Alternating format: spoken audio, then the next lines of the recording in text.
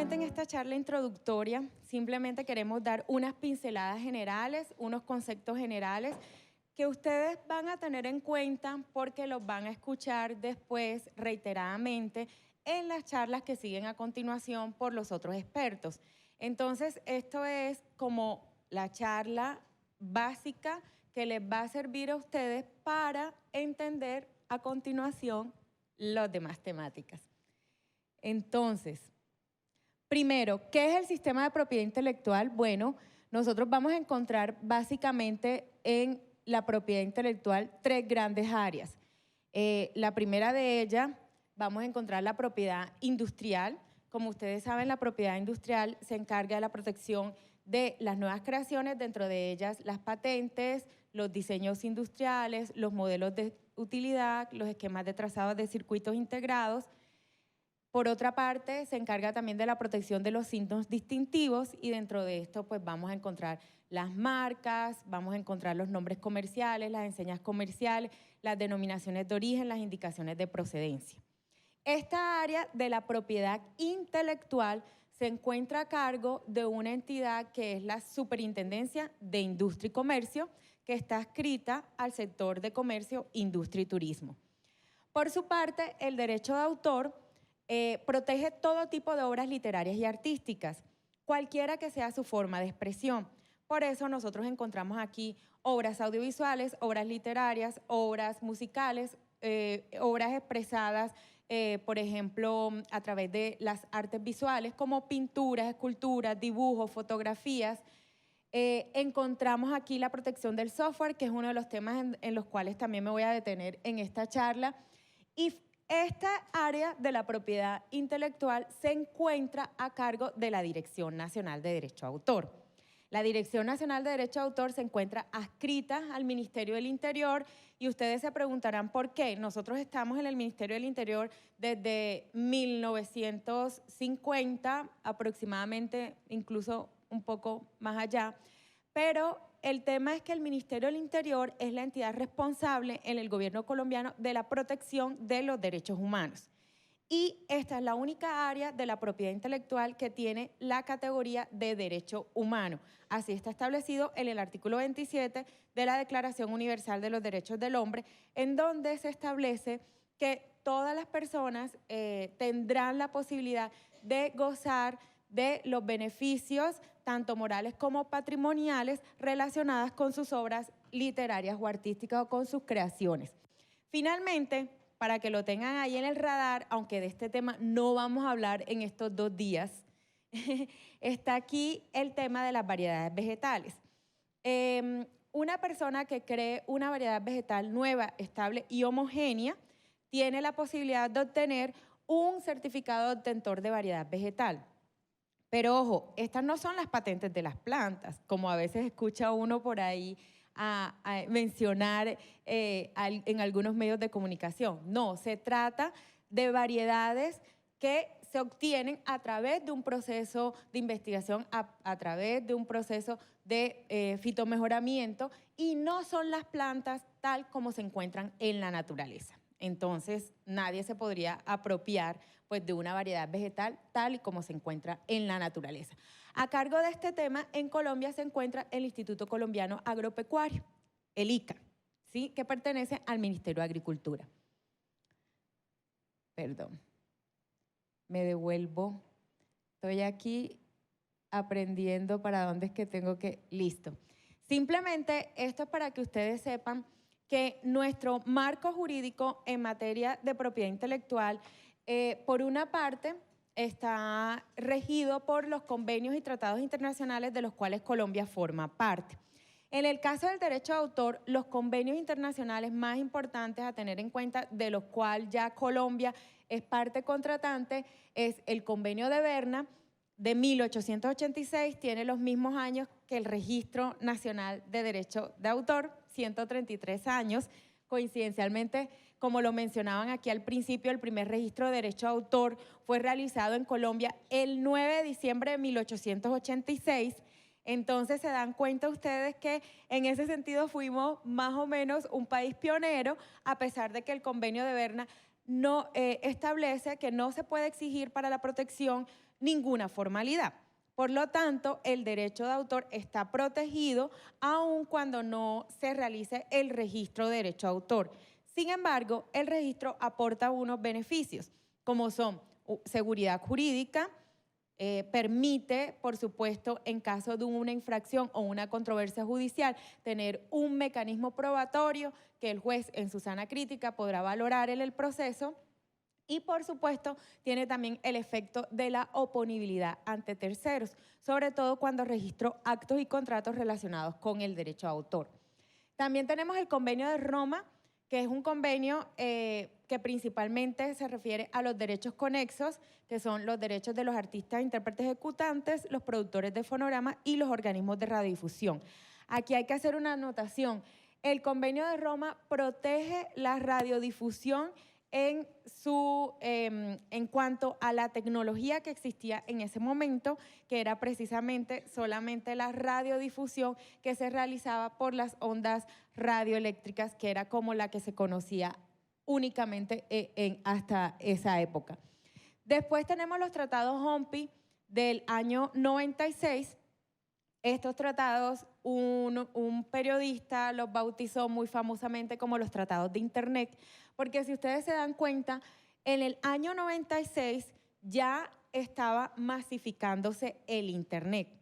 Antes de esta fecha, si ustedes recuerdan, Internet existía para usos de investigación, para usos de defensa, y existía una prohibición de los usos comerciales.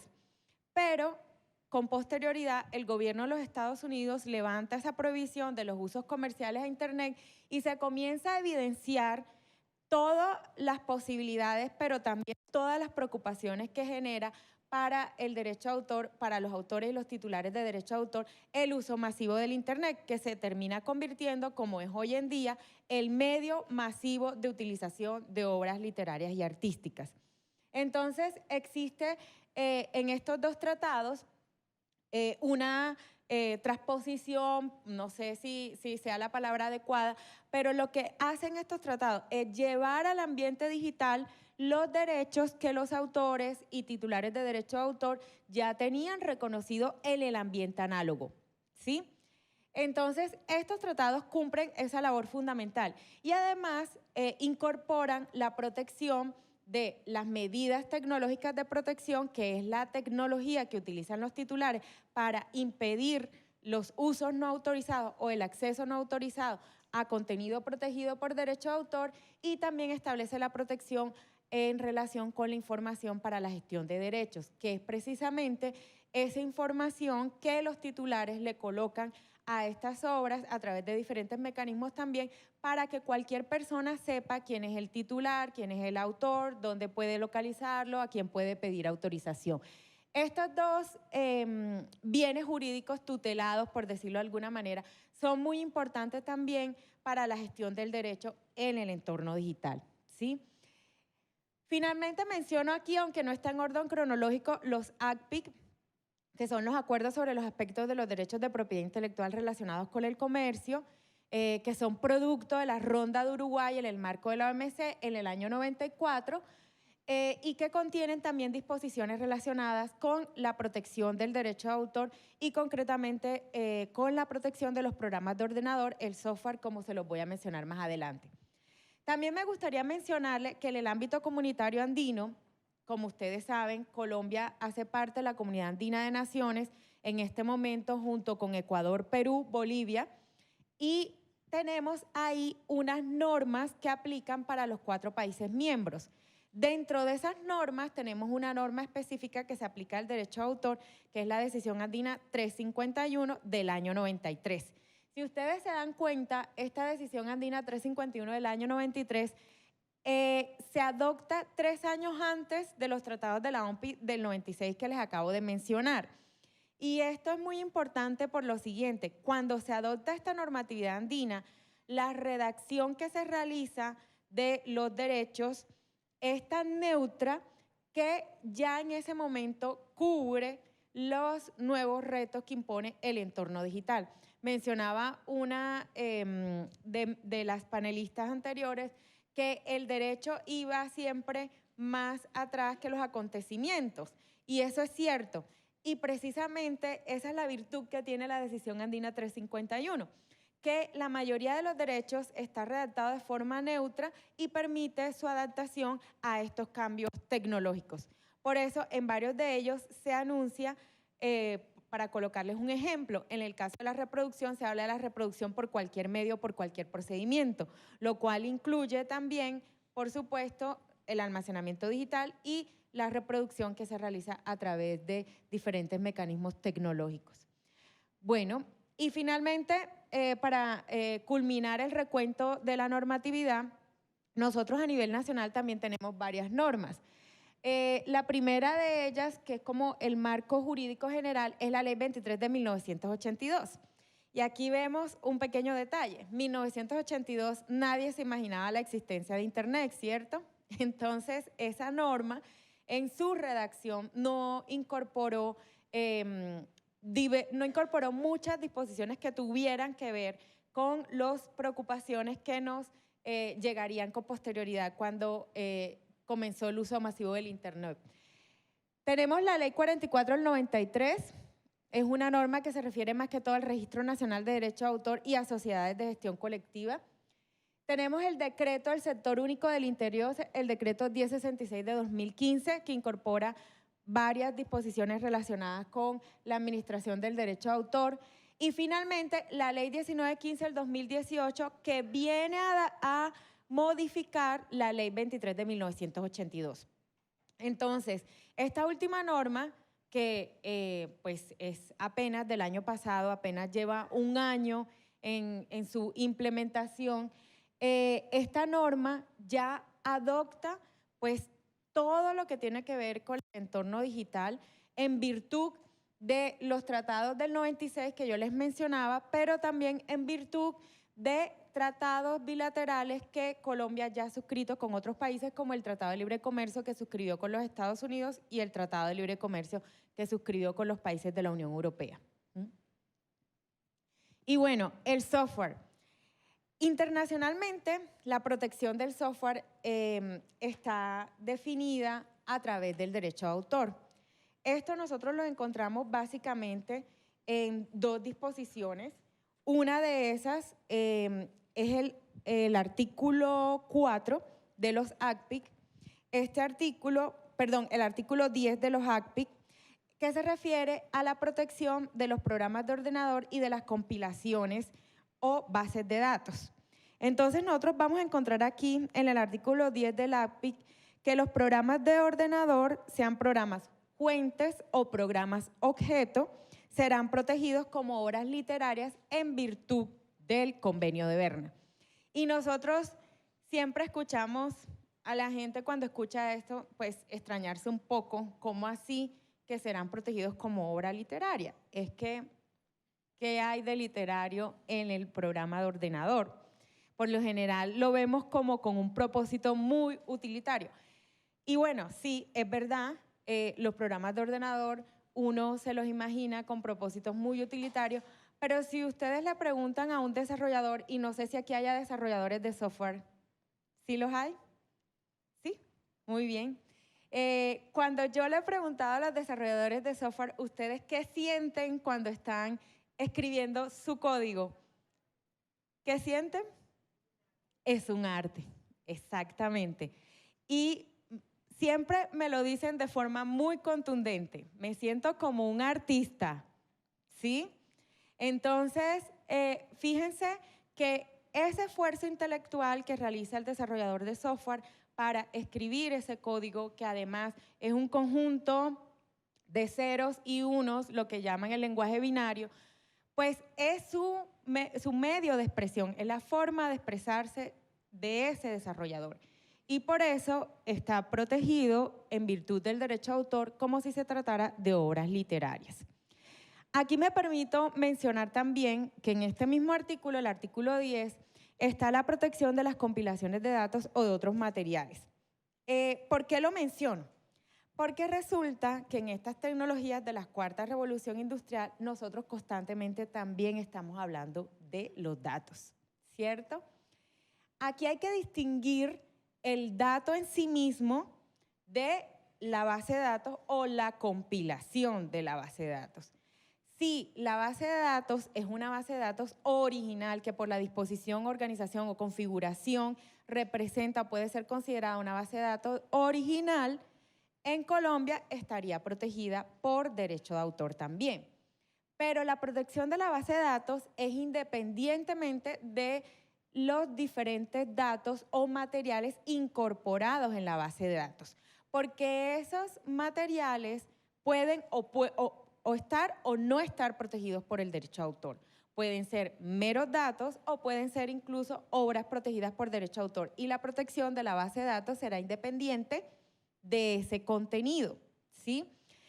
En algunas jurisdicciones, y es el caso de la Unión Europea, existe un sistema de protección sui generis para bases de datos no originales, pero ese sistema de protección sui generis tiene una filosofía, una intención diferente, que es precisamente proteger las inversiones de las personas que han obtenido esos datos y lo han organizado en una base de datos no original, ¿sí?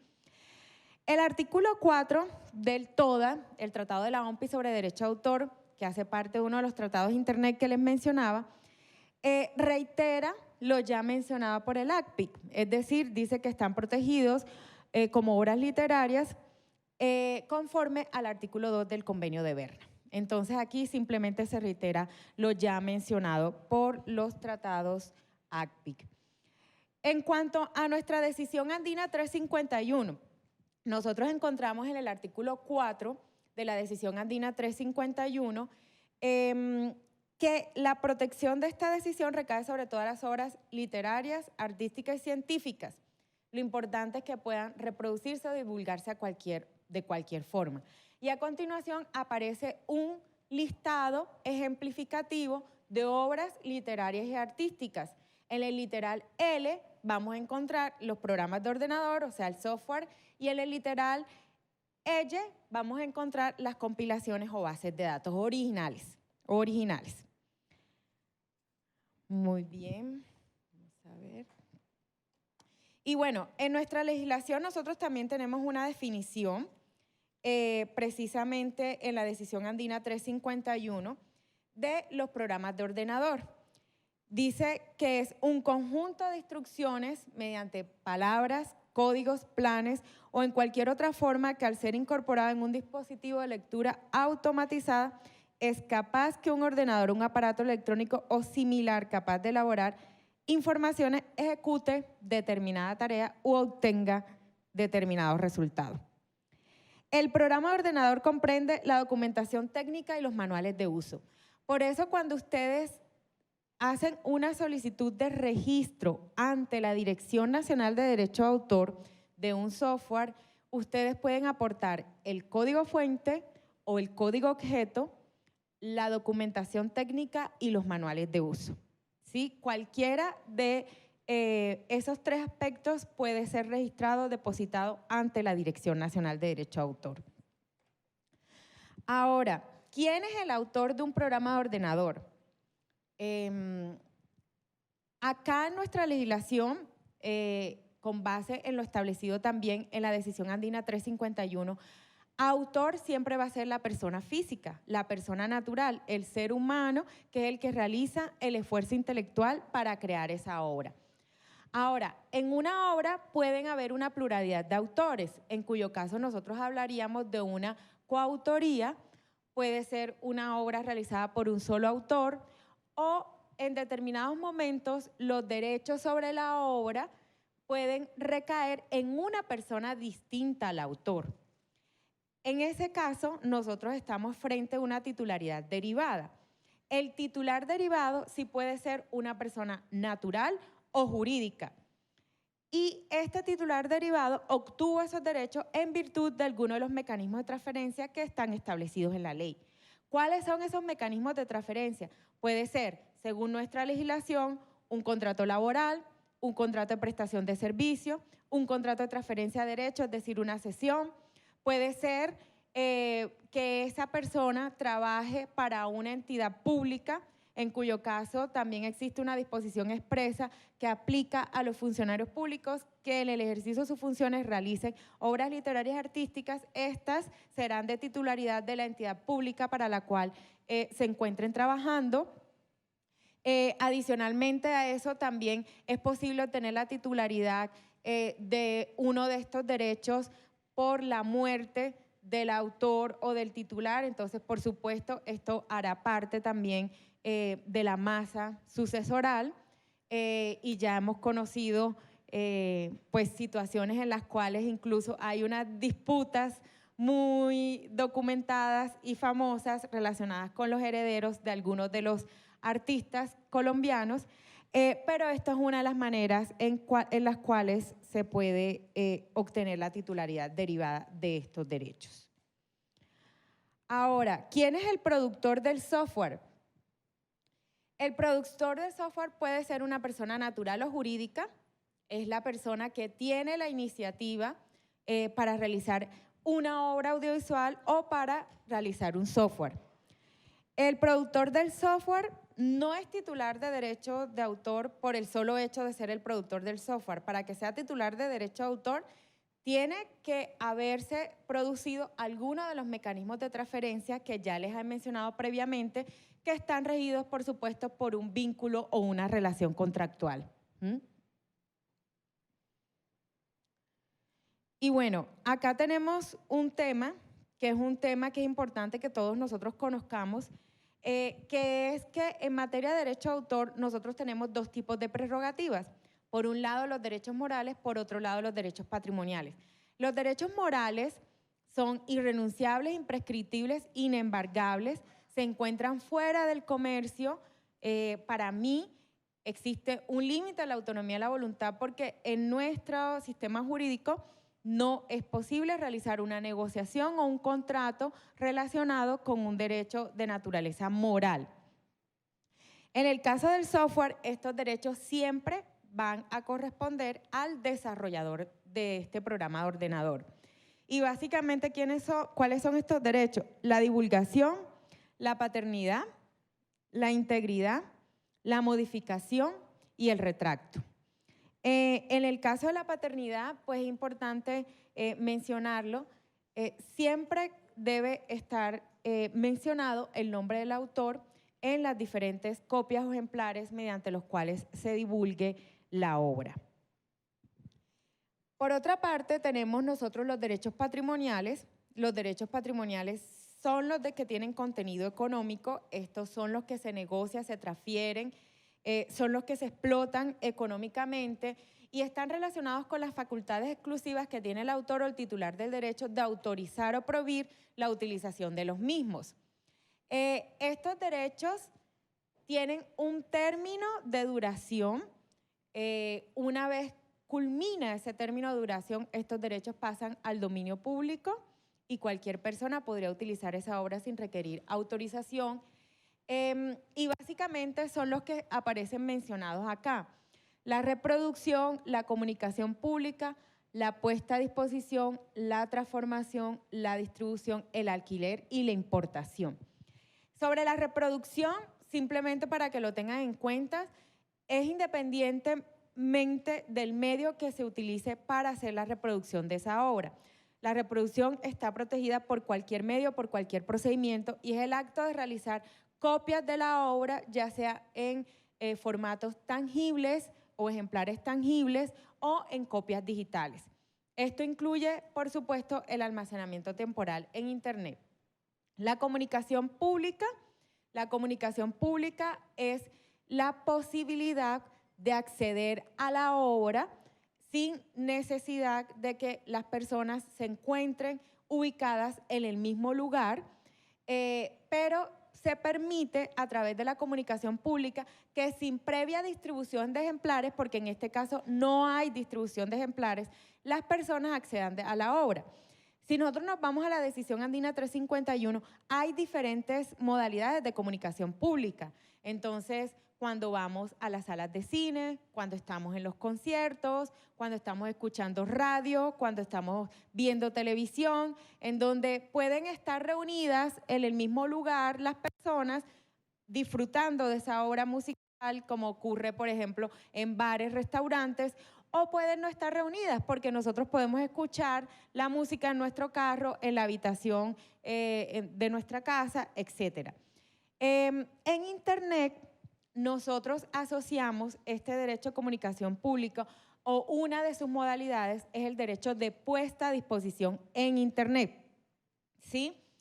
Este tipo de puesta a disposición en Internet o una modalidad de comunicación pública lo que permite es que exista cierta interactividad, porque el acto de comunicación pública no ocurre simplemente porque haya una entidad emisora de esa obra, como ocurre en las otras modalidades. En las otras modalidades, ustedes están viendo televisión o escuchando la radio y ustedes tienen una actitud simplemente pasiva, no realizan nada más. Si no les gusta lo que están viendo, a lo sumo cambiarán de canal, pero no intervienen de ninguna manera en ese acto de comunicación pública.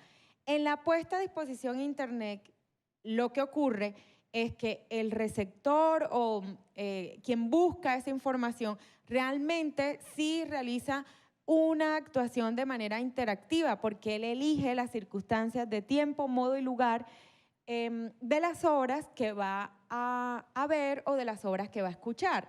Y por eso cuando ustedes entran a Internet a buscar contenido, por supuesto, se completa ese acto porque ustedes son los que eligen cómo, cuándo y dónde escuchan o ven lo que están buscando, ¿sí? Y esta puesta a disposición en Internet, por supuesto, ha servido para que surjan también nuevos modelos de negocio que ya muchos de ustedes conocen a través de diferentes plataformas digitales, algunas con pago, otras sin pago, pero al fin y al cabo modelos de negocios que se han ido desarrollando a partir de que existen este abanico de derechos.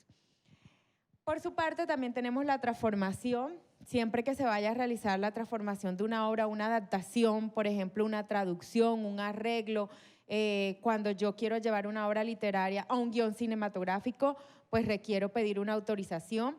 Encontramos también la distribución. En el caso de nuestra legislación, la distribución hace referencia a la venta, el alquiler de obras que se encuentran en formatos tangibles.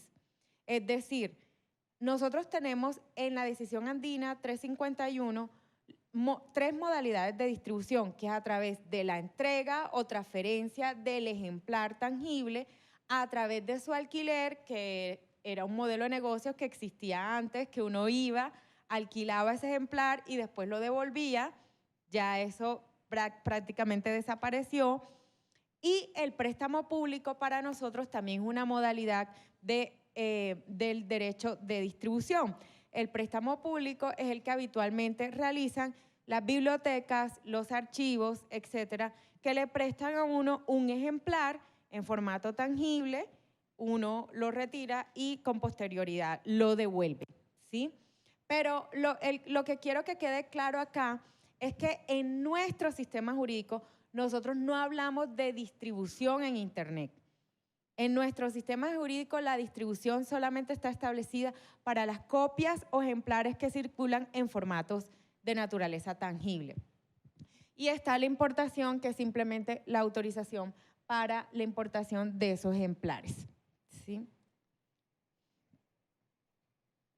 El término de protección, simplemente para que lo tengan en cuenta, en nuestro caso para las personas naturales es la vida del autor y 80 años después de su muerte, lo cual quiere decir que en Colombia, si en promedio, ¿en cuánto está la expectativa de vida? 70, 60, 70. Bueno, supongamos que sean 70. ¿Sí? Quiere decir que en promedio acá sí, en el caso más simple, y es que esos derechos permanezcan en cabeza del autor, en un caso sencillo y simple donde los derechos estén en cabeza de él y él fallece, entonces será una obra que puede estar protegida en promedio entre 150 y 155 años. Y bueno, si es un poquito más longevo, 160, 170, bueno. Y las personas jurídicas, en el caso de las personas jurídicas, el término de protección es menor, son 70 años que se comienzan a contar a partir de la divulgación de la obra, a partir de su publicación, a partir de su emisión, dependiendo de lo que ocurra. Entonces, en el caso de las personas jurídicas, serán 70 años a partir del momento en que la obra se ha dado a conocer al público.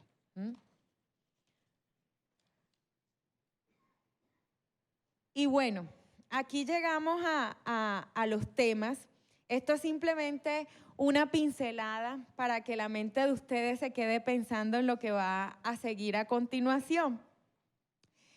Cuando nosotros hablamos de inteligencia artificial y derecho de autor, escuchamos también muchos proyectos innovadores que están realizando muchas empresas relacionadas con esos mecanismos o sistemas expertos que ya están creando obras. Entonces, escuchamos que, por ejemplo, Google estaba creando un mecanismo que iba a redactar noticias, ¿sí? Escuchamos que hubo una iniciativa en donde, producto de la labor de una inteligencia artificial, hubo algo que llamaron el nuevo Rembrandt, que fue que un sistema de inteligencia artificial le enseñaron muy bien cómo eran las características de este famoso pintor y él hizo una obra muy parecida a obras de este famoso pintor. Y escuchamos también que también hace música, ¿sí? Entonces, aquí uno de los principales debates es, ¿hay autoría? ¿No hay una persona natural? Pero es que este sistema de inteligencia artificial ya no solamente es la herramienta, ya no solamente es el instrumento, sino que ya se han dado a la tarea de que estos sistemas también aprenden, entre comillas, no sé si eso se pueda llamar aprender, y cómo aprenden, ya pueden tener ciertas actuaciones autónomas y entonces la discusión, bueno, ¿sobre quién recaen esos derechos? Sobre el que invirtió los recursos para crear ese sistema de inteligencia artificial o, habrá una posibilidad de que ese desarrollador de software sea considerado también titular o autor, etcétera. Aquí el debate está sobre la mesa, pero el tema es que en nuestro país, hasta el momento, autor solamente es la persona física, como les mencionaba en un principio. Y así está establecido en varias legislaciones.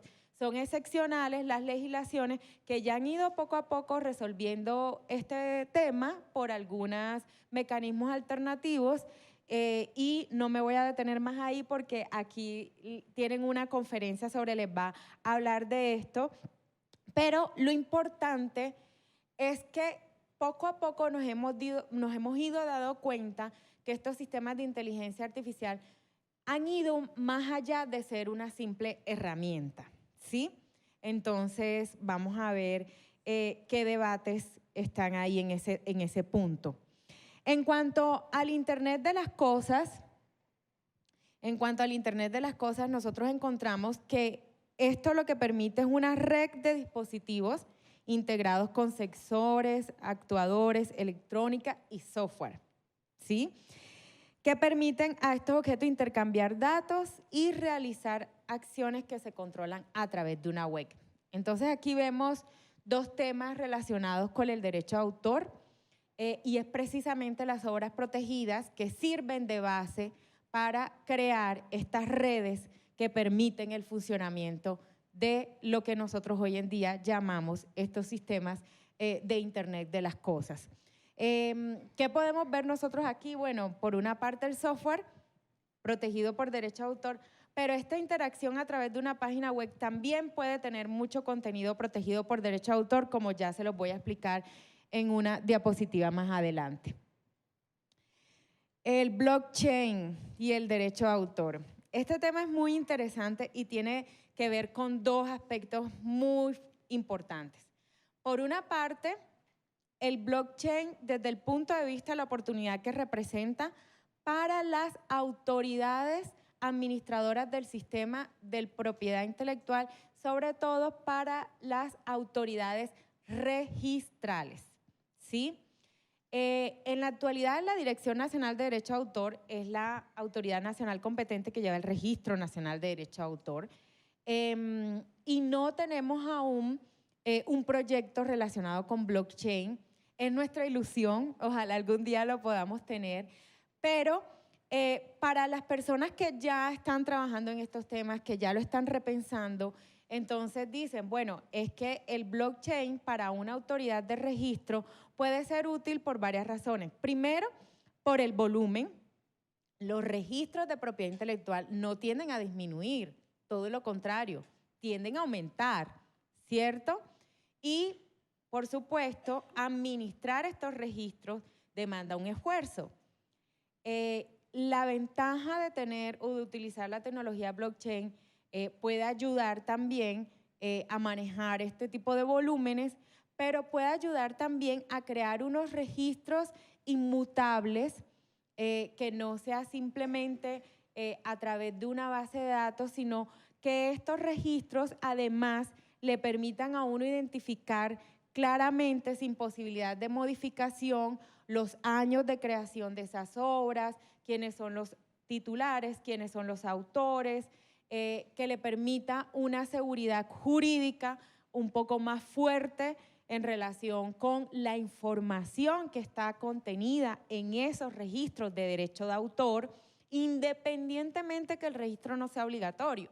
Pero si yo estoy en este mundo y lo que yo quiero es comercializar y explotar mi creación protegida por el derecho de autor, entre más seguridad jurídica le pueda yo aportar a la persona con la que estoy realizando ese negocio, pues va a ser muchísimo más ágil y muchísimo más fácil. Entonces, ya hay una reflexión en cuanto a las oportunidades que tendría el blockchain para los registros de propiedad intelectual y dentro de ellos, por supuesto, el registro de derecho de autor. También representa una oportunidad para la gestión del derecho. ¿Por qué razón? Porque estas cadenas de bloque suelen incorporar también lo que nosotros hoy en día conocemos como contratos inteligentes. Y dentro de estos contratos inteligentes, por supuesto, lo que se alberga son condiciones de uso, lo que se alberga son modalidades contractuales, lo que alberga son disposiciones que las partes han acordado y que se han plasmado a través de esos contratos inteligentes. Hoy en día ya existen diferentes proyectos en donde utilizándose este tipo de tecnología se gestiona directamente los derechos. No sé si ustedes conocieron la iniciativa de Kodak, la empresa que antes creaba cámaras fotográficas, que sufrió tanto con el surgimiento de los teléfonos inteligentes, pero Kodak, en cierta forma, intentó también resurgir apalancándose en estas nuevas tendencias y creó un proyecto en donde ellos permitían la gestión de derechos de obras fotográficas y el licenciamiento a través de blockchain. Recientemente, también hace unos días, tuvimos conocimiento que una sociedad de gestión colectiva española, que se llama Cedro, que se encarga de la gestión de derechos reprográficos de obras literarias, ya está implementando tecnología blockchain o tiene un proyecto de esta naturaleza. Y esto beneficia tanto a sus miembros, es decir, los socios de la sociedad de gestión colectiva, que son los autores y al mismo tiempo los editores, pero también beneficia a las personas con las que ellos negocian esos derechos o a las que les otorgan esas licencias. ¿Por qué? Porque les permite una mayor transparencia y seguridad jurídica en cuanto a las tarifas, en cuanto a los derechos licenciados, en cuanto a la obra licenciada y, por supuesto, para los que van a recibir ese recaudo, que son los socios de la sociedad de gestión colectiva, pues les va a dar una transparencia en cuanto a la el dinero que van a recibir como consecuencia de ese licenciamiento o de esa gestión del derecho. Entonces, aquí también vemos una gran oportunidad en cuanto a la gestión colectiva del derecho de autor. Y bueno, las páginas web, simplemente dio 2 diapositivas para explicar lo siguiente, y es algo que nosotros siempre nos preguntan algunos usuarios de la Dirección Nacional de Derecho de Autor. Algunos usuarios de la Dirección Nacional de Derecho de Autor nos preguntan, ¿puedo registrar mi página web? La respuesta es que no, porque las páginas web no son consideradas como obras objeto de protección por el derecho de autor. Las páginas web para nosotros son un medio de comunicación, por supuesto tienen muchísimas características interactivas que son evidentes, la información ahí cambia constantemente, pero el contenido que está incorporado dentro de las páginas web puede estar o puede no estar protegido por el derecho de autor dependiendo de cuál sea ese contenido, ¿sí? Entonces, nosotros, ¿qué encontramos habitualmente? Pues bueno, vamos a encontrar videos, fotografías, texto, música, software, ¿sí? Estos podrían ser contenido protegido por el derecho de autor si cumple con los requisitos, por supuesto, de la legislación autoral para obtener esa protección, principalmente la originalidad.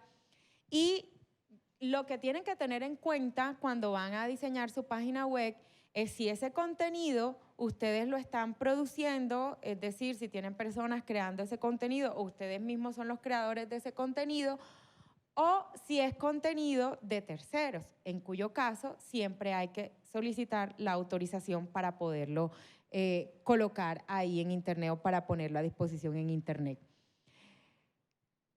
Finalmente, los videojuegos. Los videojuegos como tal no son considerados una obra protegida por el derecho de autor. Es decir, nosotros no tenemos una categoría de registro de videojuegos, pero lo que sí tenemos es una cantidad de elementos que hacen parte de ese videojuego que sí son obras protegidas por el derecho de autor. Nosotros dentro de los videojuegos identificamos elementos sonoros, ahí vamos a encontrar composiciones musicales, grabaciones de sonido, o sea, fonogramas, elementos visuales, entonces vamos a ver imágenes fotográficas, imágenes en movimientos tomadas con dispositivos digitales, animación, dibujos, ilustraciones, textos, porque la mayoría de los videojuegos tienen un guión. Así sea para decir unas cuantas palabritas, a veces ahí hay un guión. Y el código en formato, que es el software. Entonces, el desarrollador del videojuego, pues si va a crear todo este contenido, de lo que tiene que preocuparse es, por supuesto, de tener claridad sobre la cadena de transferencia de derechos, si contrató a unos autores para realizarlo y, por supuesto, tener la titularidad sobre esos derechos. Si no, entonces debe gestionar las licencias respectivas con las personas que son los titulares de esos derechos para poderlos utilizar. Cuando nosotros queremos registrar un videojuego en la Dirección Nacional de Derecho de Autor, vuelvo y repito, no existe la categoría de videojuego, entonces hay que registrar de manera separada cada uno de sus componentes. Entonces, aquí finalizo. Esta es solo la introducción de estos 2 días y yo estaré aquí para atender cualquier pregunta que haya sobre alguno de los temas que tratamos en este momento.